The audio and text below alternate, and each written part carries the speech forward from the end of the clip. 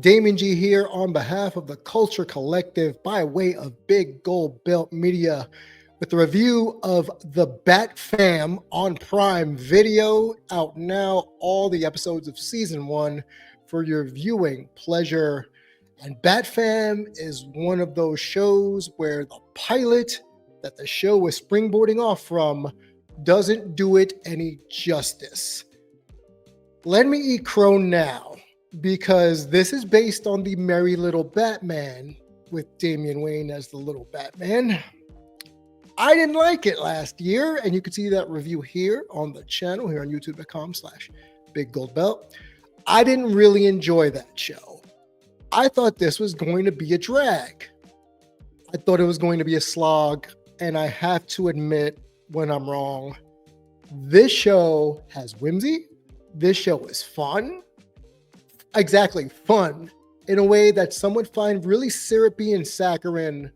But for me, I found it rather endearing. And I didn't expect to exceed my expectations, but I did. I honestly thought this was going to be a slog. And throughout all 10 episodes, I found myself wanting to know more about this Bat family and their little inner workings and the different way that we see Batman in terms of just how he's presented in media. And yes, Damian Wayne as a character is rather divisive. Some love him, some hate him. I am in the camp of I could do without him. But in this instance, I think this was the proper way, or is a proper way, for people who don't know Damian Wayne or who might be tired of the brooding teenager Damian Wayne. And we have a child like Damian Wayne playing Lil Batman. And just like in last year's holiday special, we have a continuation of that. And I got to admit, I think you'll enjoy this.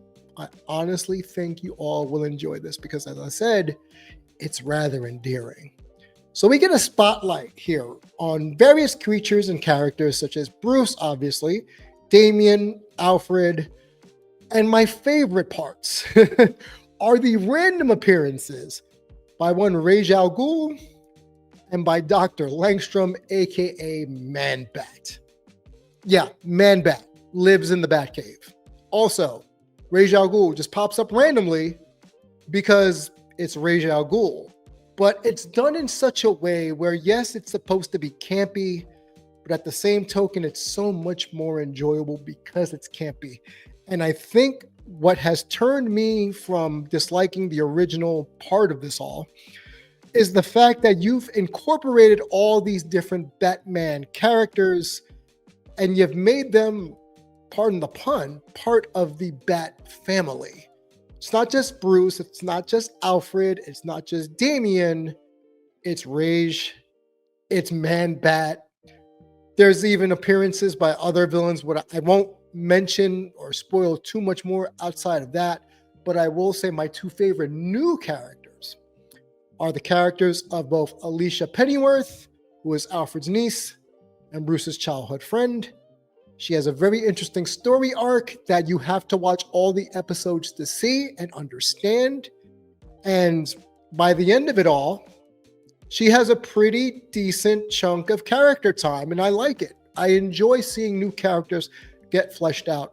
But there's also the character of Claire, aka Volcana, who, after a trip in the Lazarus Pit, is now the artsy rebel without a cause. I guess if you want to say the original Damian Wayne archetype, this is Claire.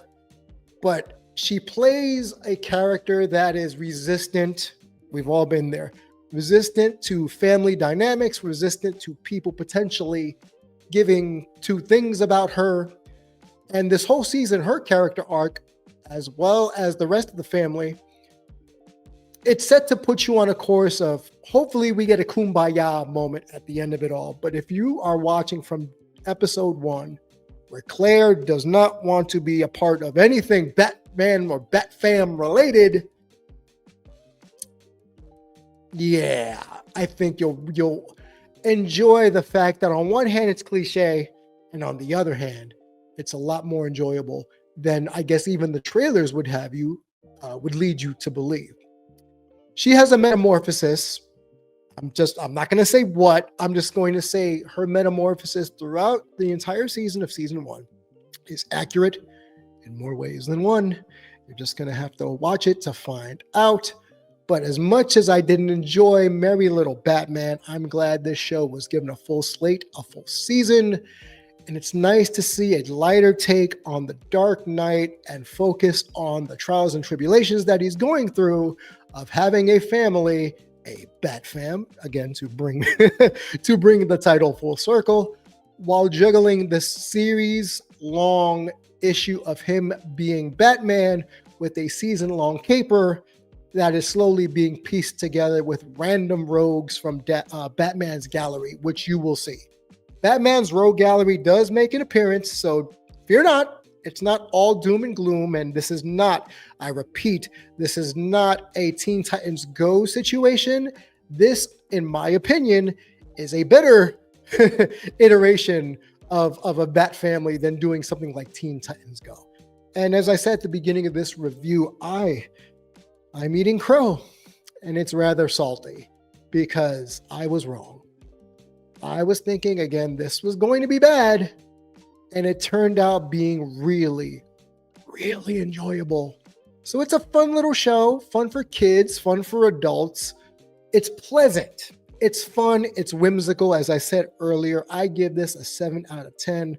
Also, shout out to Luke Wilson, of all people, playing the role of Bruce Wayne, aka Batman. And yes, it is a lighter take on our favorite Caped Crusader, but he grew on me like the beard he has this season. It grew on me. As I said, the ancillary characters make up the cavalcade of just randomness that happens throughout this series. And yes, I know Batman or Lil Batman is supposed to be a major plot point. I found myself falling more for the side characters like Alfred, Alicia, Raish, everybody else included. 7 out of 10. I think you guys will enjoy it. Go watch it now on Prime Video. 10 episodes of Bat Fam. I think you'll enjoy it here on the Culture Collective. I'm Damian G, and let me know in the comments down below if you liked it, if you love it, if you loathe it. Let me know. Damian G, Big Gold Belt Media. We'll catch you on the next review. Be safe and be well. I